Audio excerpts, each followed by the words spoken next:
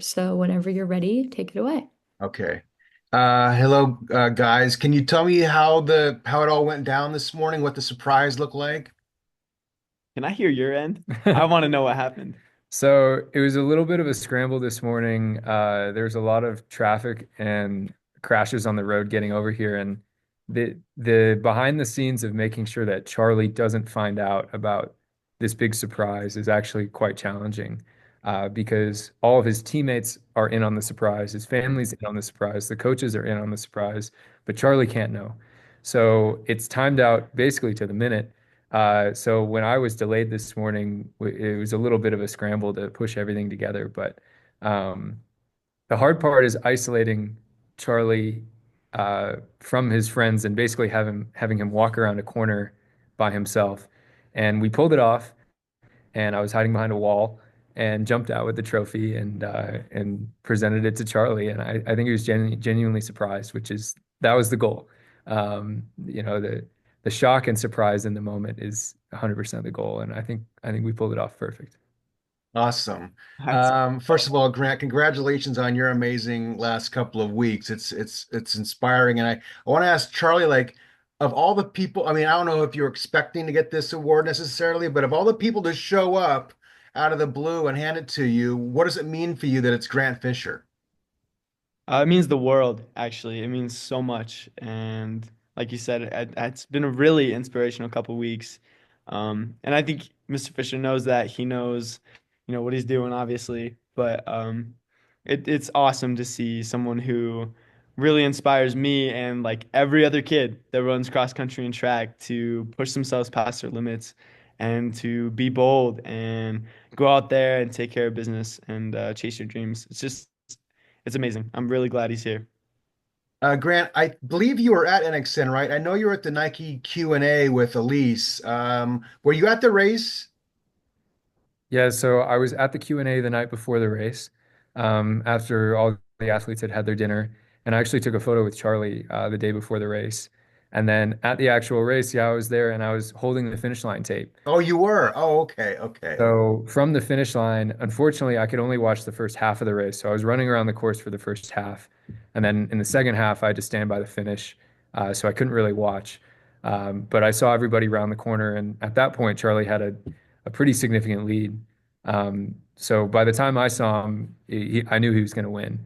And yeah, I got to hold the finish line tape. So kind of a cool full circle moment for both of us. Just you know saying hello and wishing him luck the night before, holding the tape in his big race, and then now presenting him with the award. It's pretty cool. That is awesome.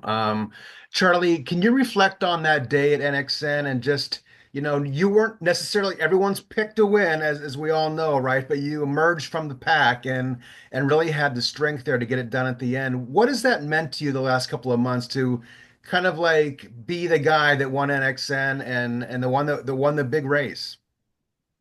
It's been a lot of reflection, and it's given me a lot of time to think about how I got there. And I know, like simple, I know how I got there. I've been training for years and loving the sport, and that's how I got there. But just thinking a lot about what motivated me, what motivates me still, um, why I run. Obviously, that's like the biggest component, I think, more than any like physical natural talent that I have or anything is, why I run and how powerful that can be.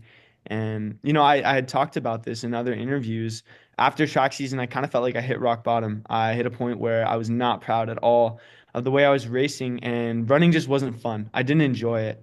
And I think I really had to be humbled and um, come to that point where I had to remember why I do this. And I know now why. It's because I love the sport and it brings me joy. And when I can run out of joy and gratitude, I can be where I want to be. So bringing that mentality all through cross season, working hard, not getting discouraged just because I didn't win state or NXR. Like I believed that I could win NXN. I was there. I had my shot.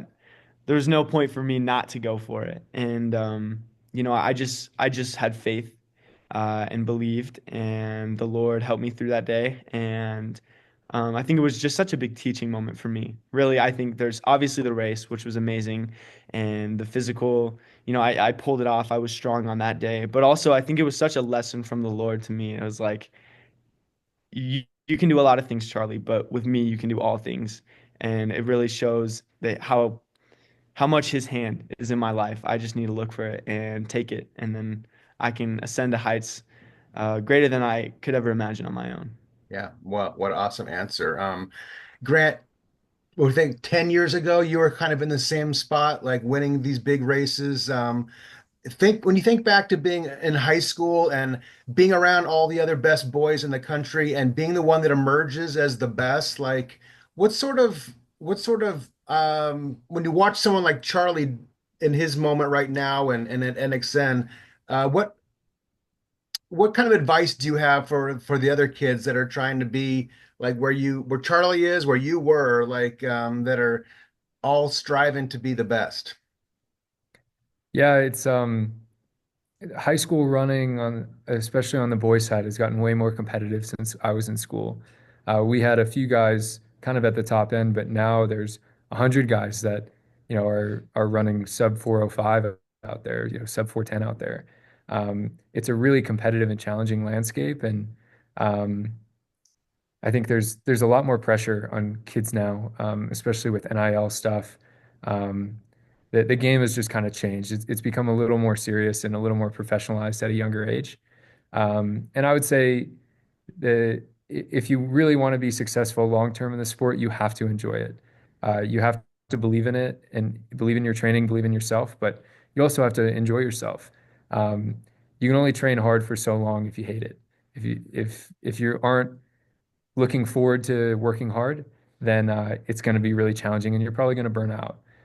So make sure you're doing things for the right reasons. You know, the intrinsic joy that running brings me, um, that's a big motivator. And the people that I see that have those feelings of just intrinsic love for the sport, they always go a really long way. It might not happen right away, but eventually they will rise to the top. So, yeah, my advice to anyone, whether you're trying to just make your varsity seven or you're trying to win a national championship, would be enjoy what you do, love what you do, and good things will happen. It's obvious that you enjoyed and love this because I'm sure you had a lot of opportunities to do a lot of other things of people pulling at your time with what you've accomplished for the last while and you made it to Albuquerque to do this. So congratulations for you for doing that.